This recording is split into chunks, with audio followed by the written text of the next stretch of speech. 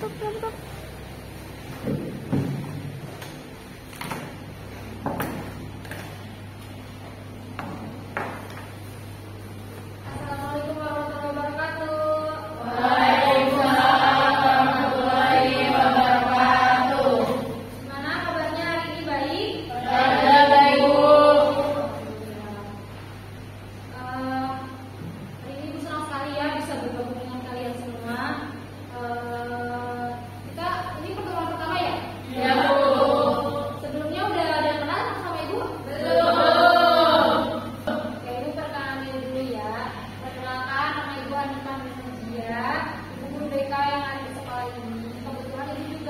Mahasiswa semester 4 di Universitas Jenderal Prasetya PGRI dengan jurusan BK. Ibu juga di sini pengen kenalan ya sama kalian. Nanti ibu absen, yang namanya dipanggil atau angkat tangan. Ayo Bu. Yuda Sahara. Ayo Bu. Yuda sehat Yuda? Alhamdulillah. Yuda nama panggilannya siapa? Yuda ya. Yuda. Ibu panggil Yuda ya. Agustian Aji. Ayo Bu. Aji gimana kabarnya? Panggilannya apa? Aji. Elizabeth. Hadir Bu. Panggilannya apa? Sabet. Sabet. Gimana saya Elizabeth sehat? Sehat Bu. Alhamdulillah ya. Najwa Samarina. Hadir Bu. Panggilannya apa? Awa. Awa. Awa sehat Awa? Sehat Bu. Hanum Salsabila. Bu. Panggilannya apa Hanum? Bu. Hanum. Hanum gimana kabarnya? Bu. Alhamdulillah ya. Nita.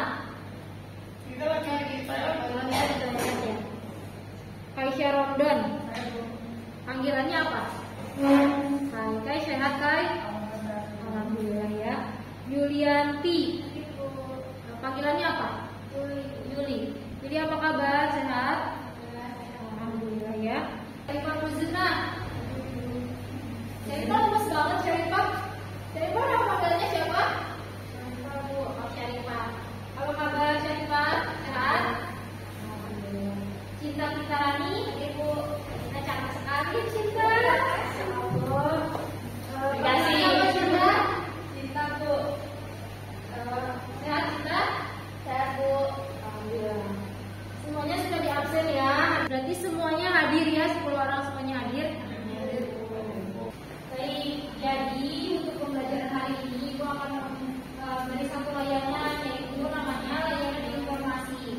Yang bertujuan agar kalian semua bisa menerima informasi dengan baik, sehingga informasi tersebut dapat bermanfaat untuk diri kalian masing-masing di kemudian hari. Nah, di sini Ibu pengen tanya dulu. Di sini ada yang tahu ya informasi itu apa? Belum. Ya. Oke.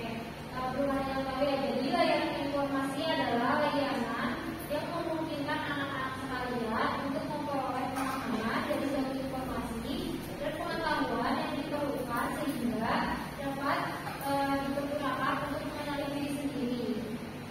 Dan lingkungan layanan informasi ini bertujuan untuk merencanakan dan mengembangkan pola kehidupan peserta didik dari keluarga dan masyarakat. Nah,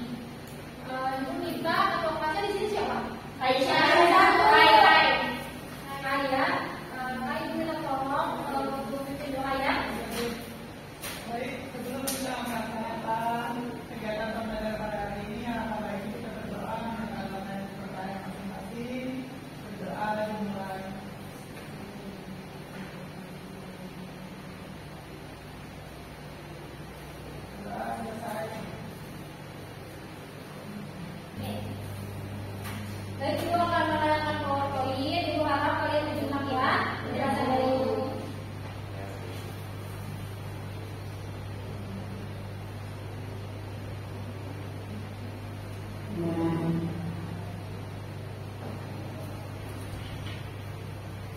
Di sini ada yang tinggi, Agustin minta tolong kalau yang lagi fokusnya. Oke, Bu. Ini, Bu.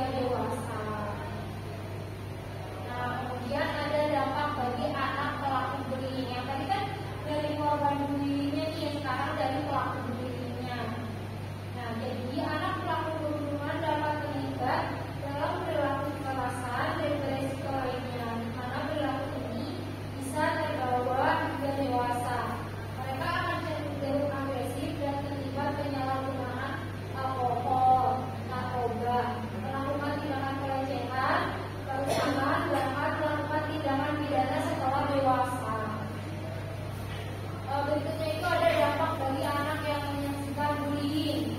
Jadi selain keluarga sama pelaku nih, anak yang menyaksikan juga itu ada dampaknya loh bagi anak yang menyaksikan bullying ini. Anak-anak yang menyaksikan bullying dapat mengalami peningkatan pengurangan bakat atau obat-obatan, memiliki masalah kesehatan mental, termasuk depresi dan kecemasan serta bisa saja membolos sekolah. Baik, berikutnya itu ada penyebab melakukan bullying. Jadi penyebab melakukan bullying itu sebenarnya banyak, tapi saya akan menjelaskan 6 penyebabnya. Ibu minta tolong kepada ini kita boleh baca. Penyebab melakukan bullying yang pertama ada kondisi keluarga tidak sehat, yang kedua gangguan mental, yang ketiga model perilaku, yang keempat rasa kuasa, yang kelima kurang empati, dan yang terakhir faktor lingkungan. Itu ya. Jadi penyebab melakukan bullying itu yang pertama ada kondisi keluarga tidak sehat. Pengalaman negatif di lingkungan keluarga seperti kekerasan, konflik berkelanjutan atau pengabaian dapat mempengaruhi cara individu memperlakukan orang lain di luar keluarga. Anak-anak yang mengalami kekerasan atau pengabaian di rumah cenderung menunjukkan perilaku agresif atau bullying. Jadi kondisi keluarga juga menjadi salah satu penyebab bagi anak-anak yang melakukan bullying. Yang kedua itu model perilaku.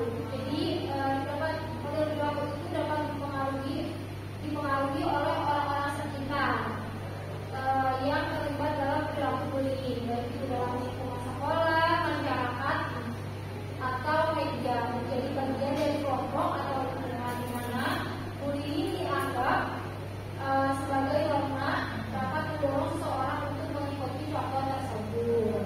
Nah, yang ketiga itu ada rasa puasa atau pengendalian. Rasa puasa dan pengendalian. Perilaku bullying dapat memberikan rasa puasa dan pengendalian kepada pelaku. Mereka mungkin merasa puas ketika dapat mendominasi atau mempengaruhi orang lain, bahkan jika itu mengakibatkan penderitaan bagi korban.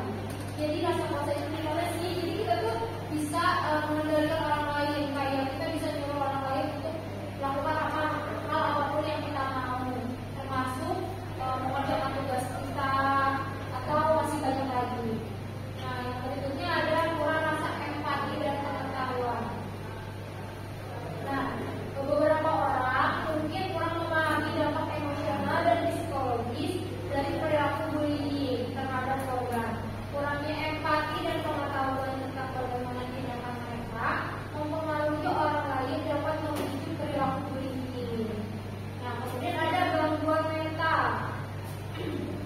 Beberapa gangguan mental seperti gangguan perilaku, gangguan kepribadian, atau kecenderungan psikopatik dapat mempengaruhi kemampuan individu untuk mengontrol perilaku agresif dan menghasilkan perilaku bullying. Nah, yang terakhir itu ada faktor sosial atau lingkungan. Budaya atau lingkungan yang mendorong persaingannya ketidaktoleran terhadap perbedaan atau penolakan terhadap kelompok atau individu tertentu dapat memperkuat perilaku bullying dan masih banyak lagi faktor lain. Yang berikutnya itu ada cara mencegah bullying. Ibu mau tolong doa baca.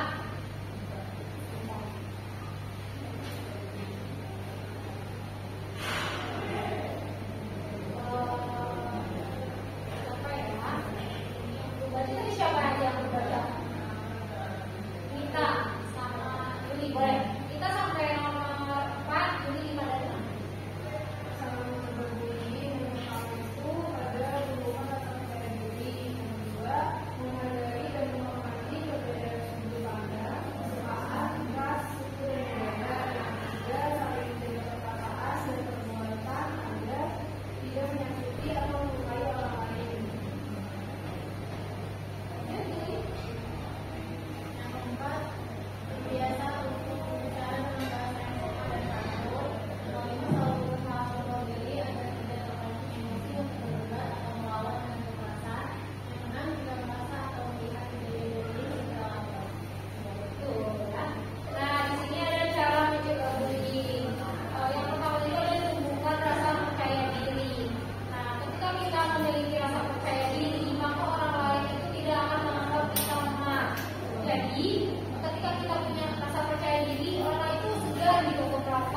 peduli kepada kita. Yang kedua itu menghargai dan menghormati perbedaan sudut pandang, kesukaan, ras, suku dan budaya. Bu di sini mau tanya, kalian ini dari sini mana aja? Ambon. Ya. Nah kalian di sini kan beda-beda suku, ras, dan budaya ya. Nah kita tuh harus menghargai dan menghormati. Jangan sekali-kali kalian mengejek orang yang berbeda suku dan rasnya dengan kita. Nah yang ketiga itu saling menjaga perkataan dan perbuatan agar tidak menyakiti atau melukai orang lain.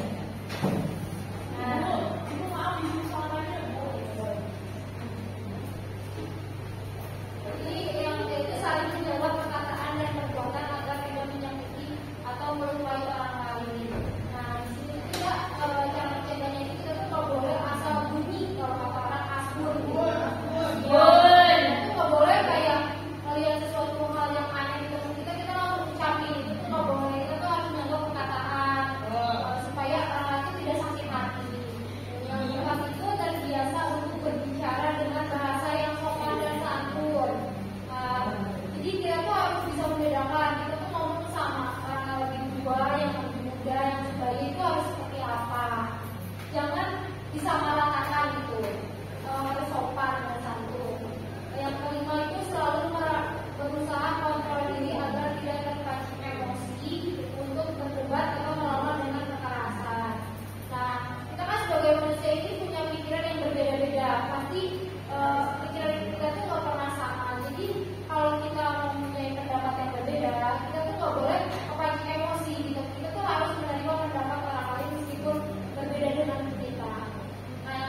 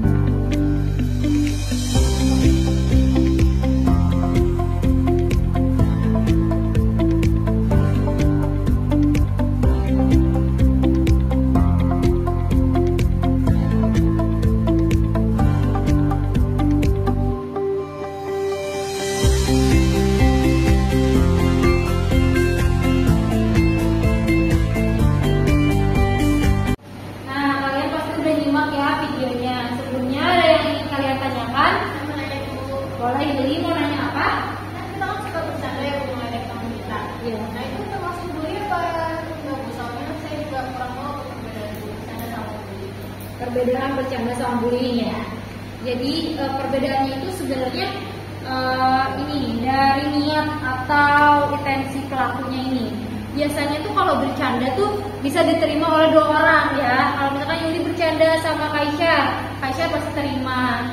Gitu. Sebaliknya, kalau bully itu biasanya tuh yang satu tuh akan merasa sakit hati, merasa jadi korban. Dan ketika kita sebenarnya bercanda juga bisa disebut bully ketika bercanda itu udah lewat batas ya. Kalau bercandanya itu udah bikin orang lain sakit hati, itu udah bisa dibilang bullying, bukan candaan lagi seperti itu. Jadi dari niat seseorang. Berarti ada lagi yang mau nanya? Ya. Jadi karena tidak ada yang ditanyakan lagi, Ibu mau bagi kalian ini dua kelompok. Nanti Ibu akan bagiin materi-nya atau lembar kerja yang menurut tadi boleh kalian isi. Lalu setelah itu dipresentasikan ya. Bu, kalau bikin sendiri atau dibuatin? Dibuatin aja ya kalau saya. Kelompoknya dibagi dua kelompok aja, ada 10 orang. Yang pertama itu Syarifah, Agustia, Nita, Najwa sama Yuda ya. Kelompok kedua ada Anu, Yuliati, Kaisha, Nita sama Elizabeth. Ini ada lembar kerjanya, boleh kalian isi dulu berkelompok ya.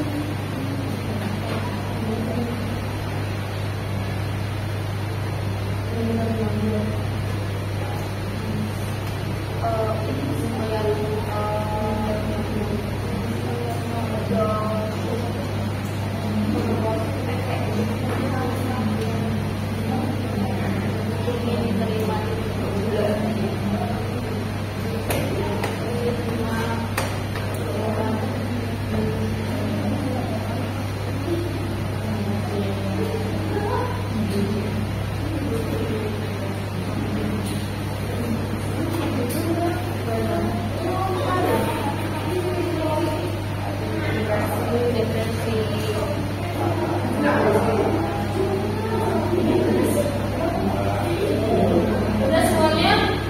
Tadi pokok dua udah selesai. Udah. Ini pertama kali ya. Boleh. Ini kita berdiri. Perwakilan apa perwakilan aja maunya atau semuanya? Perwakilan dulu. Yang sini ya. Untuk kelompok 1 awal ini hanya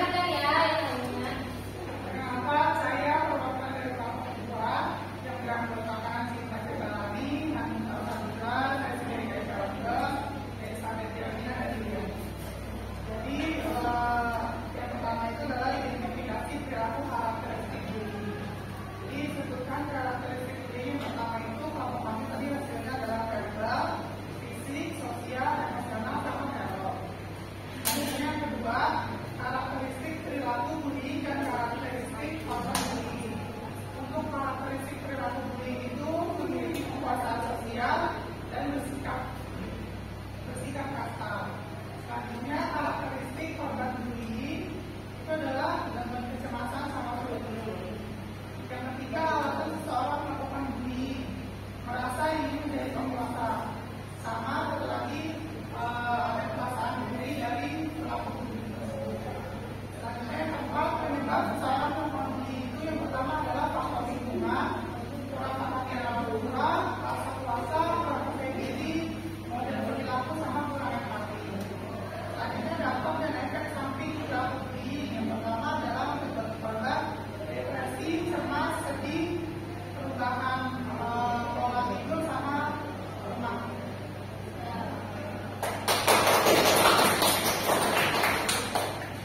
Terima kasih ya untuk Aisyah dan Agustia. Untuk KKP-nya boleh dikit.